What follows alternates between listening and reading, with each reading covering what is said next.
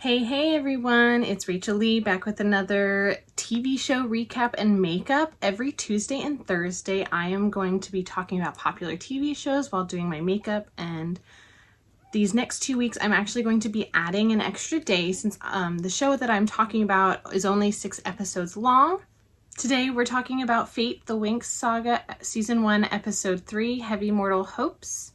In every episode that I do, I'm going to be doing a different makeup based on one of the fairies in the show, and today the makeup I am doing is inspired by Musa, one of the characters who is a mind fairy. So this episode begins with Bloom's eyes rolled back the same way the last episode ended, and her eyes are completely white, and she remembers when she was born during all of this. She has like a memory, and there's a woman standing over her when she was born, and she remembers the woman saying to her, "When the time comes, find me." Her eyes go back to being normal, and she tells Aisha that she believes she just had a vision of the fairy who took her from the other world. So Bloom thinks that this woman embedded this memory into her mind, and she presumes that this woman is her mother. Aisha tells Bloom not to get her hopes up about finding this fairy. So despite being nearly killed in the last episode, the character Silva, he returns to train them to fight. And then the character Riven, who is Sky's friend, but he's also kind of a bad boy, he asks Sky if Silva is okay. Stella tells Sky that she thinks Silva is fine and not to worry. When she walks away though, Riven is like really confused as to why Sky is letting her back into his life after everything that happened last year.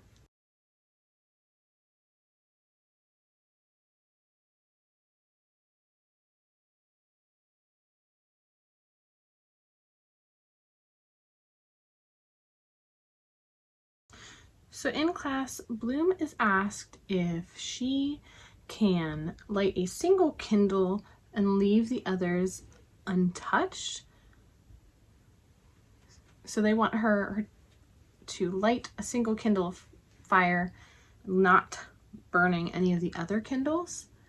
And she actually is able to do this, which is awesome. And she's like really happy that she can do it. But then it's Aisha's turn, and she can't figure out how to do it, and she is really struggling with this because she had such great control before, and this really shocks Bloom that she can't do it.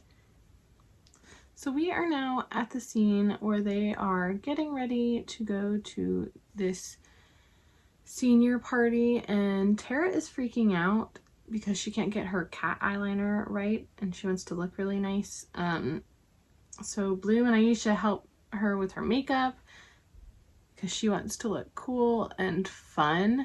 And then Sky tells, we go and see Sky and Stella and Riven, and Sky tells Stella that he isn't going to be drinking because he's too busy worrying about Silva.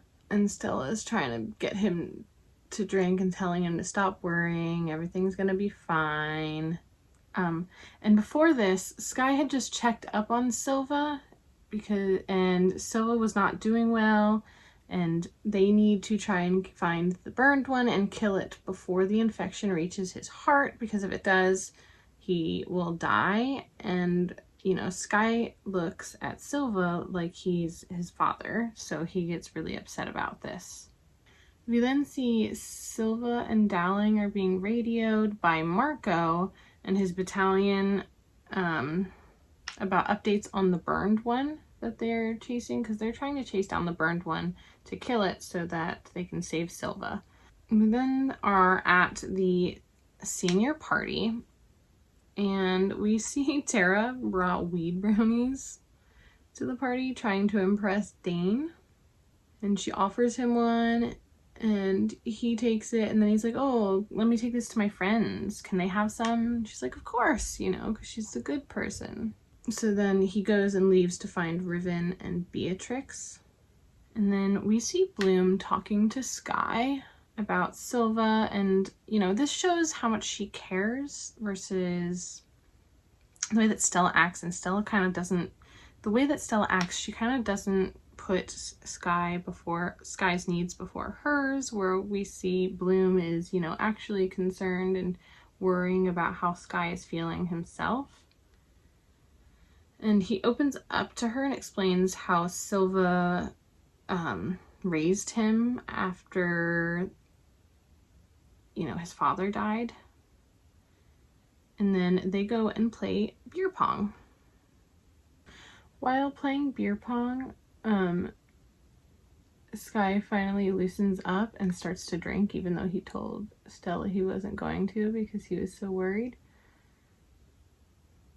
And so it's Sky and Riven playing against Bloom and Aisha. And Bloom and Aisha are using their powers to try to help them win. But then Aisha gets really upset because she ends up trying to use her powers and spilling a whole drink all over Riven, who gets really upset about it, and she gets upset and walks away because she, you know, she's really upset that her powers aren't working and she can't control them right now. So after this beer pong game, Riven is like drunk, and he starts telling Bloom about what happened to Stella's last roommate. And you can tell Sky doesn't want him to say this, but Stella's last roommate's name was Ricky, and I guess Ricky ended up flirting with Sky, and this caused Stella to get really jealous, and they say she used her powers and ended up blinding Ricky. And Ricky was like Stella's best friend at the time, so that it makes it sound even worse. And this kind of scares Bloom, you know, because she's also Stella's roommate and she's been flirting with Sky quite a bit. So Bloom walks away from this conversation and she goes to find Aisha. And she ends up in this like side room and she finds a bunch of old pictures and frames. And she's like really shocked by this one picture that she finds. While at this party, Musa is hanging out with Sam. And she tells him that she wants to like sneak around because Tara has a lot of thoughts that she can hear. And she doesn't like the way Tara gets when she's upset. So she doesn't want her to get upset with them, and he's just like, okay, because Sam is Tara's brother. Musa and Sam kiss, but then Musa can like sense Tara coming, and so she says something and Sam disappears in through the wall. So when Tara shows up, she's like, you're by yourself? That's weird. After that, Tara asks Musa how Dane kind of feels about her, if she thinks that they could be something. Musa tells Tara that like when he's around her, she can feel that he feels really comfortable with her. So it could mean something, but she's not sure. And then we see Riven telling Dane that Tara wants him. He changes the conversation really quickly. So then we see Sky and Stella talking about Stella purposely blinding her friend Ricky. He's really drunk and they argue about the truth of it, which is interesting to hear. And then Sky gets a text saying that the burned one is dead. So in the next scene, Beatrix finds Bloom in that side room and Bloom is taking pictures of it, and she asks Beatrix if she knows the person in the photo, and she says no. And then Bloom goes outside to find Aisha and show her that the woman in the photo is actually the woman from her vision, and says she wants to go see Dowling even though it's the middle of the night. Aisha's really frustrated and she just tells Bloom that she's gonna leave the party. So in this next scene, we see Beatrix and in Dowling's office, and Callum, Dowling's assistant, comes in. And we think he's like, you know, caught her, but then we realize that they actually know each other. And Beatrix tells Callum that they need to get underground of Dowling's office now because the person they're working for is impatient, and because Bloom is starting to ask about Rosalind. Unbeknownst to Callum, Beatrix throws him against the, she uses her magic to throw him against the trap door and the magic that is blocking from entering that passageway in Dowling's office. And this leaves him injured, and Beatrix just leaves him there and heads down the passageway. After this, we see Skye going to see Silva to make sure he's okay after finding out that the burned one is dead. But we see that Silva is still sick, and then they realize that the battalion that was out to kill the burned one must have killed a different burned one, which gives them another problem. There's more than one burned one out there now. Right after this, Bloom approaches Dowling and shows her the photo of the woman in the frame and asks her about it and says, you know, she had a memory of her. And Dowling confirms that this woman in the photo, her name is Rosalind. And Dowling tells Bloom that she was Rosalind's student and then her protege, but she doesn't know anything about Bloom's birth. And Dowling tells her, because Bloom is asking to see her, Dowling ends up telling Bloom that Rosalind is actually dead. Bloom gets really upset and she goes over to the stone circle and, you know, starts using her powers. She's really upset. And she sets, you know, the area, the stones on fire. And then as soon as she starts crying, the stones, the fires go out. And this is when Skye finds Bloom, and she explains to Skye that she's a changeling. And then Skye is wearing armor, and Bloom notices this. And she's like, what are you doing? And he's like, I have to go find, I can't sit around here and do nothing, so I have to go find the burned one myself. So Bloom decides to go and help Skye find this burned one. She, you know, feels a connection to them, so she thinks she can help him find them. And when they get close to the burned one, she starts to like hear those whispers again, and she's like, oh, I know where it is. So Skye heads in that direction and Bloom follows him. And all while this is happening, back at the party, Stella asks Riven where Skye is.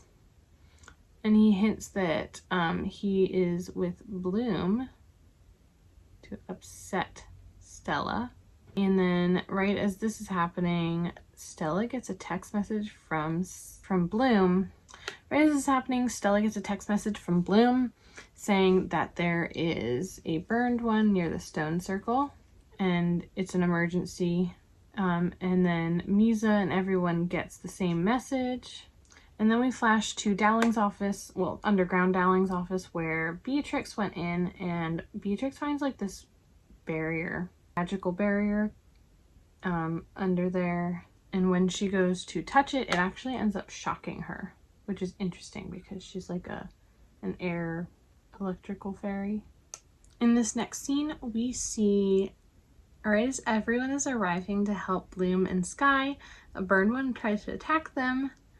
Stella shocks the creature with her light, and then the others use their powers to stop it, and Skye ends up stabbing it, thinking they killed it, but they realize they didn't, and then Dowling arrives just in time to actually take it down and finish it off herself. All while this is happening, Beatrix is still in Dowling's office. She comes up to talk to Callum, and she tells him that Dowling has put another barrier around something down under her office, And then she actually uses her powers on Callum to make him like deteriorate into millions of pieces and disappear.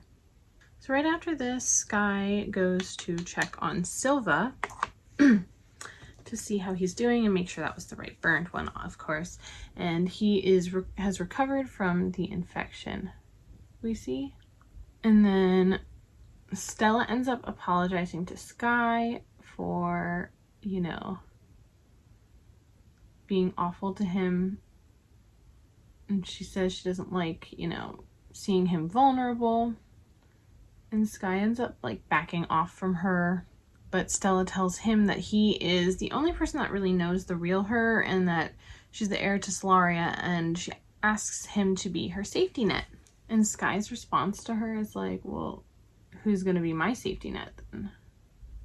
In the next scene, Tara is getting into bed. You know, she feels like she had a pretty good night. She goes on her social media and sees a video of Riven asking Dane about his weird arse fat girl. And Dane starts saying some really rude things about her, all while Beatrix is recording this video, and Tara is like really upset and crying because she really likes Dane and she's really trying to impress him. We then see Bloom trying to talk to Aisha and just telling her about her night, and Aisha's just like, stop.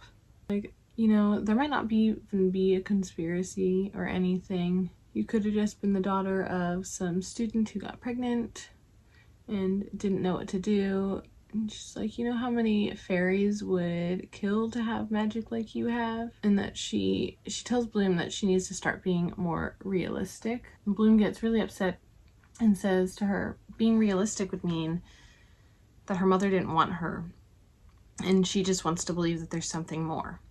So as this episode ends, Dowling tells Silva and the others that Bloom knows about Rosalind, but she might be one of the most powerful fairies to ever live, so she told her that Rosalind is dead, and she does not want Rosalind and Bloom to meet. This episode ends on a cliffhanger. Rosalind is under the school behind the barrier trapped, we see, and that is what Beatrix was trying to get into, which gives us a little bit more to the story and tells us a little bit more that like maybe Beatrix, Rosalind, and Bloom are all kind of connected in some way, and so are the burned ones as well, because they are connected to Bloom. So that's interesting to add to the story. So in this episode, we get a lot more background information about, you know, Bloom. We see a little bit more about Beatrix and Sky and Stella's situation we're starting to learn about as well. And then we learn that the teachers have been hiding something, and it's interesting to see how this story is going to unfold about the teachers hiding this stuff from the students. So this is my makeup inspired by Musa. I kind of did her two buns that she wears throughout the show, as well as adding some purple, because when she uses her mind powers, her eyes turn purple. So I've tried to incorporate some of those colors into the makeup that I did. Let me know what you think of this makeup. Comment below and let me know what you thought of this episode and what you think of the show so far. Thank you so much for watching. If you love TV shows and makeup and recaps of popular TV shows, don't forget to like and subscribe. I will be here every Tuesday and Thursday talking about a new popular TV show while doing makeup to go along with that show. Thank you so much for watching, and I hope you all have a really great day.